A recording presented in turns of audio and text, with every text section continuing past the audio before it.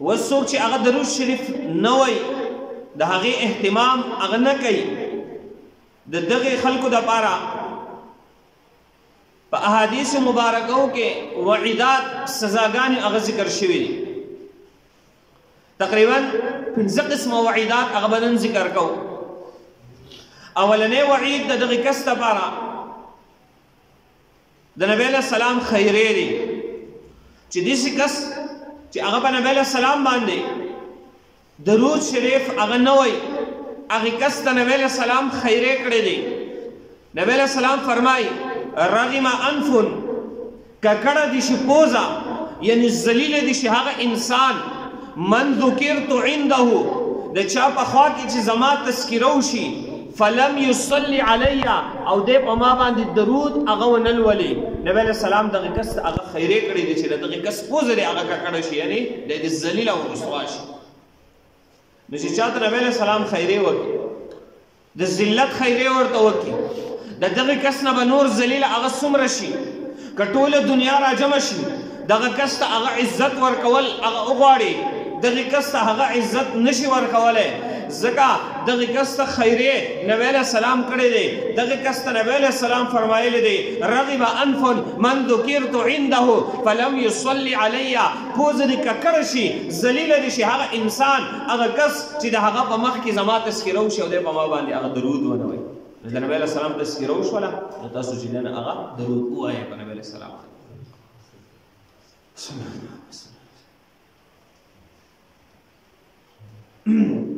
نو درود شریف کله چې هم د نبی علیه السلام تذکره هغه وشي په هر مجلس په هر محفل کې نو د نبی علیه السلام د نوم سره هره پیرې هغه درود شریف وایي که هره پیرې نه شي دا یو پیر خو خامخا دې نه هغه وایي دا یو پیر ویل خو فرض دی لازمي او بیا هره پیرې ویل غوره خبره او بیا څوک چې درود نه وایي د ده لپاره دویم وعید هغه دی چې جبریل علیه السلام د ده لپاره هغه خیرې کړي مشهور حدیث دی نبی علیه السلام یو پیر تشریف راوړو منبر ته خیږي د منبر په اولنۍ پوړۍ چې نبی علیه السلام خپه کېښودله نبی علیه السلام آمین ووی په دویمۍ چې خپه کېښودله نبی علیه السلام آمین ووی په درېیمۍ چې خپه کېښودله نبی علیه السلام آمین ووی کله چې نبی علیه السلام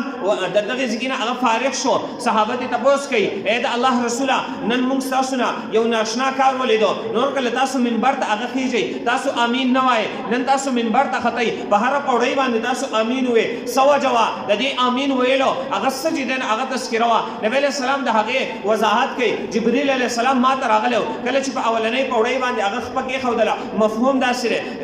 یوه پوړۍ باندې خپه کېښودله جبریل علیه السلام خیرې کوي نبی علیه السلام پې آمین وایي جبریل علیه السلام خیرې کوي هلاک شي هغه انسان چې هغه باندې رمضان راشي او د هغه بخشش ونه شي نبی علیه السلام پې آمین وایي بله باندې هغه خپک دی جبریل علیه السلام خیرې کوي هلاک شي هغه کس چې هغه خپل مور او پلار په داسې حالت کې بیا مومي چې هغه ضعیفان شوی دی کمزوري شوي دی او دی په هغوی په ذریعې سره خپل جنت ونه ګټي دغه کس دې هلاک شي نبی علیه السلام پې آمین وایي بیا جبریل علیه السلام خیرې کوي هلاک شي هغه کس چې د هغه په وړاندې ستا تذکره وشي ای د الله رسوله او دی په تاسو باندې درود ونه وایي دغه کس دې هلاک شي نبی علیه السلام آمین په هغې باندې ویلی دی نو د دغې کس په ذلت کې د دغې کس په هلاکت کې هغه څه شک دی چې جبریل علیه السلام خیرې کوي نبی علیه السلام پې آمین وایي د فرشتو سردار خیرې کوي د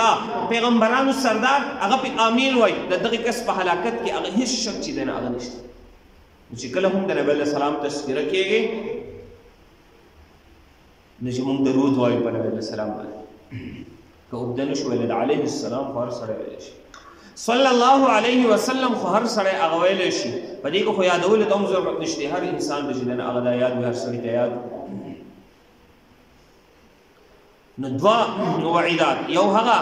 چې نبی علیه السلام ورته خیرې کړي دویم جبریل علیه السلام دغه انسان ته هغه خیرې کړي دریم څوک چې په نبی علیه السلام باندې درود نه وایي دغه کس ته نبی علیه السلام بخیل ویلی دی نبی علیه السلام فرمایي البخیلو بخیل او شوم سړی دا هغه دی من ذکرت عنده فلم یصلي علی چې د هغه په خوا کې زما تذکره وشي او دی په ما درود ونه وایي دا شوم سړی دی او د شوم سړي په باره کې ډېر وعیدات په احادیثو کې راغلي مستقل د جمعې بیانونه تاسو ته هغه ما کړي دي په دې باندې چې بخل دا څومره ناکاره عمل د شیطان وایي که نه یو سړی دی هغه ډېر عبادت گزار دی، ډېر نفلونه کوي، روجې نیسي، نیک اعمال کوي، صدقې ورکوي، خو د دې سره سره دی شوم دی. نو وایي د ده د دې نیک اعمالو نه زه نه یېرېږم. د هغې وجه دا ده د ده د هلاکت دپاره د ده را شوموالی هغه کافي دی. او یو سړی دی چې هغه ګناهګار دی، ګناهونه کوي، خو د دې سره سره دا سړی سخي هم دی. نو په دې سړي باندې زما ډېره یېرې، زه د دې کس نه ډېر یېرېږم، ځکه چې د ده د بخشش دپاره د ده سخاوت نه دی، دا هم د ده دپاره هغه کافي دی. نو د داسې کس نه زما خطر ډېره زیات دی. نو بخل دا یو داسې عمل دی چې د انسان د جهنم ته د تلو دپاره د ده بخل چې دی نه هغه هم کافي دی. او نبی علیه السلام بخیل سړی چاته ویلی دی؟ دا هغه دی چې د نبی علیه السلام تذکره د هغه په خوا کې هغه وشي او دې درود نه وایي. څنګه بخیل دی؟ دنیا کې خو موږ بخیل هغې ته وایي چې هغه پیسې ویسې چې دی نه هغه نه لګوي. نو په دلته کې بخیل هغه دا دی چې د ده په خوا کې تذکره وشوه، خو دی یو دا ژبه معمولي وړقوي، درود دې ووایي که نه، نو دی دا ژبه هم نه ړقوي، دی به د ژبه ړقولو کې بخیل دی، بخل کوي. شپه ورځ کې سړی څومره ډېرې خبرې کوي، حساب ولګه په زرګاو چې دی نه هغه خبرې دی کوي. نو هغه کولی شي او درود چې دی نه هغه نه شي لوستلی، دا سړی شوم سړی دی. که مونږ سوچ وکړو څومره خبرې مونږ کوو، او دا بعضې کسان خو به تاسو لیدلی چې هغه هر وخت وهېږي، هر وخت وهي، هېڅ څه چې دی نه د هغه دپاره هېڅ سټیشن نه خو بس لګیا یي. خلک وایي چې دی اوس کله غلی کېږي. نو چې دومره خبرې، دا یوه خبره، ما یلفظ من قول الا لديه رقیب عتید. انسان یو خبره، یو لفظ هغه د خولې نه نه وباسي، مګر د دې انسان سره داسې فرشتې موجود دي چې د ده نه یو ټکی، یو حرف هغه لیکي. چې دا مونږ هر وخت هغه وهېږو، لګیا یو، سر به ته زمونږ نه لګي چې مونږ څه وایو. نو قیامت په ورځ به څه جواب ورکولی دی؟ زمونږ یو استاد سکول استاد هغه به مونږ ته یو خبره کوله، وایي انسان له الله پاک دوه غوږونه ورکړي دي، یوه یې وله ژبه ورکړې ده. دا ولې؟ دا ژبې وله ولې دوه نه ورکولې او غوږونه یې وله ولې دوه ورکړي؟ هغه به عجیبه یو نقطه ذکر کوله. اگر که دا نقطه ما په کتابونو کې نه لیدلې، خو ډېر عجیبه نقطه ده. وایي دا دوه غوږونه چې الله پاک د انسان له ورکړي دي، د دې وجه هغه دا ده چې اورېدل زیات کوئ انسانه، او یوه ژبه د دې لپاره چې انسان خبرې کمې کوه. دا خبرې ستا لپاره نقصاني هم کېدلی شي، پیداناکې خو کېدلی شي، خو که پیداناکې نه وي نو بیا خو نقصاني خو دي که نه. او حدیث کې خو راځي چې خبرې کوه، ښې خبرې کوه، او که ښې نه شي کولی نو چپ اوسېږه. او پښتو کې خلک متل کوي، وایي دا خوله هم قلا ده او هم بلا ده. دا به هم تا چې دی نو په قلا کې بند ساتي، محفوظ به دې ساتي، او هم بلا ده، مصیبتونه، تکالیف، پریشانۍ دا به تا ته راجبه چې دی نه هغه جوړوي. څومره خلک په تکلیف کې دي، باید معاشره کې وګورو چې تپوس کې څومره خلکو ته پریشانۍ دي، په دې کې به اکثر 99% چې دی نه د هغې وجه دغه ژبه وي. او نن سبا خو ورته دا موبایل هم پرې کړي دي، بس په هغې باندې چې دی نه هغه خبرې دي، په ګنټو خبرې دي. نور وایي نور وایه، نوي تازه، نور څنګه چل دی؟ نور خو څه نه وي، بیا کله یو راټینګوي، کله بل راټینګوي، کله د یو غیبت کوي، کله د بل غیبت کوي، کله په یو پورې ملنډې کوي، کله په بل پورې. ځکه نور څه خو یي نو، خبرې خو نورې یي نو، د سوال جواب د ضرورت خبرې خو یو 2-3 منټه وي، او چې په ګنټو خبرې شي نو بیا خو دی نه هغه خبره ورانه وي، بیا خو دی نه هغه په یو پسې لګېدلی، په بل پسې لګېدلی دی. نو دا ژبه چې څه وایي نو دا فرشتې ناستې دي د انسان سره به د اوبو باندې دا خو یې لیکي. نو دا خو داسې ضایع نه شي، اکثر ریکارډینګ کېږي که نه، اوس لکه دا موبایل پروت دی ریکارډینګ کېږي، بیا سړی وایي لکه احتیاط باندې خبرې کوو، ریکارډینګ کېږي. چېرته داسې یو خبره د خولې نه ونه باسي چې یاره خلک بیا وایي چې یاره دی څه ویلي، وایي ریکارډینګ کېږي، ریکارډینګ. نو موږ د دې دنیاوي ریکارډینګ نه هغه دومره یېرېږو چې د خولې نه داسې یو خبره هغه نه وباسو چې د دې د وجې نه موږ ته چېرته تکلیف او نقصان جوړلی شي، او د هغې ریکارډینګ نه یېرېږو چې زمونږه هره خبره، هر قول، هر فعل، هر کار چې دی نه هغه لیکلی کېږي، د قیامت په ورځ به هغه د هغې جواب ورکوو. داسې یو ریکارډینګ به موږ پسې سټارټ دی، یو شروع دی ریکارډینګ. که موږ په دغه مجمع کې ناست وو، زموږ ریکارډینګ شروع دی. کومګه په لار روان یو زمونږ ریکارډینګ شروع دی کومګ کور ته لاړ شو زمونږ ریکارډینګ شروع دی کومګه هغه په یو پټ ځای کې هغه ناست یو چې نور هیڅ څوک زمونږ سره نه وي زمونږ ریکارډینګ هغه شروع دی کومګ د چا سره په موبایل باندې خبرې کوو نور زمونږ سره خواته څوک نشته دی لیکن دغه ریکارډینګ زمونږ هغه شروع دی دغه ریکارډینګ به زمونږ د قیامت په ورځ مخې ته راشي چې دا پلانکۍ خبره دې کړې ده پلانکۍ کار دې کړی دی دا کار دې ولې کړی دی هلته به د دې ولې جواب چې دی نو هغه څنګه ورکړي زنانو ته خصوصا کم اواز چې زما خلاص شي د دې خبرو کم دا په ګنټو ګنټو چې دا خبرې دی یو بل سره کوي دا ډېر فضول خبر ډېر یو فضول کار دی د ضرورت سوال جواب د 2 منټو د 3 منټو د 10 منټو دی شي ګنټې او 2 ګنټې او 3 ګنټې او 4 ګنټې او 5 ګنټې د هیڅ ضرورت نشته دا به خامخا سړی هغه خبرې کوي چې هغه د انسان لپاره نقصاني جوړېږي بهرحال خبره خو د دغه پورې هغه لاړه چې بخیل انسان هغه دی چې د هغه په وړاندې د نبی علیه السلام تذکره وشي او دی په نبی علیه السلام باندې درود ونه وایي نو دا جبه خو ثابت او رسخوځېږي خو چې مونږ یې په دغه 2 ټکو باندې هغه خوځو نو مونږ ته به فضایل هم میلاوېږي 2 فضایل مخکې د هغه ذکر شوي او مونږ به د وعید د سزا نه هغه هم بچ کړي ابو الحسن رحمه الله القول البدیع کې دا واقعه ذکر شوې ده دی وایي ما ته چې دی نه هغه ابو طاهر رحمه الله هغه راغی هغه ما ته سپاڼې هغه راکړلې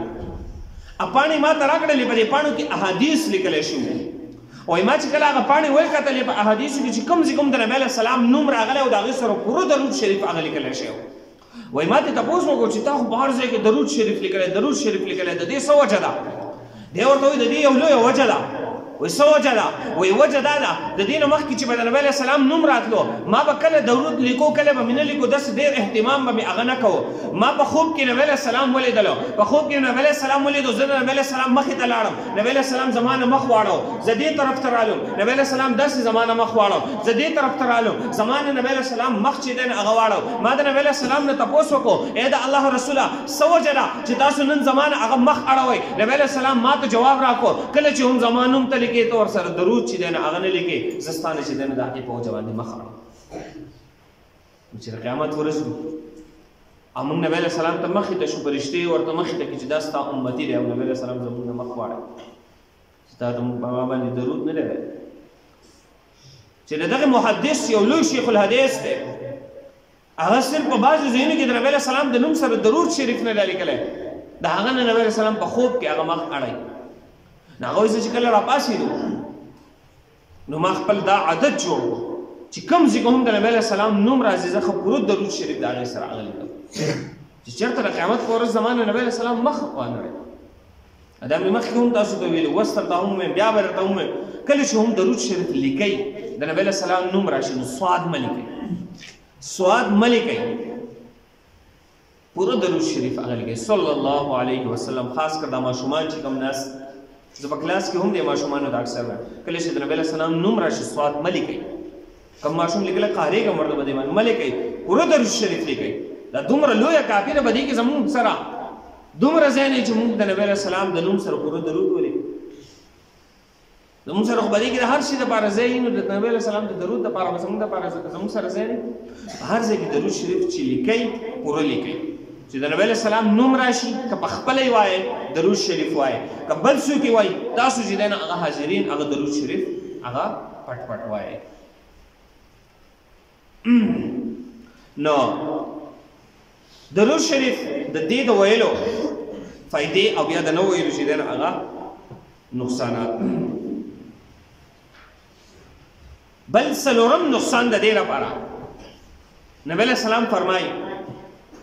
د چا په خوا کې چې زما تذکره وشي او دی په ما باندې درود ونه وایي خطئات طریق الجنه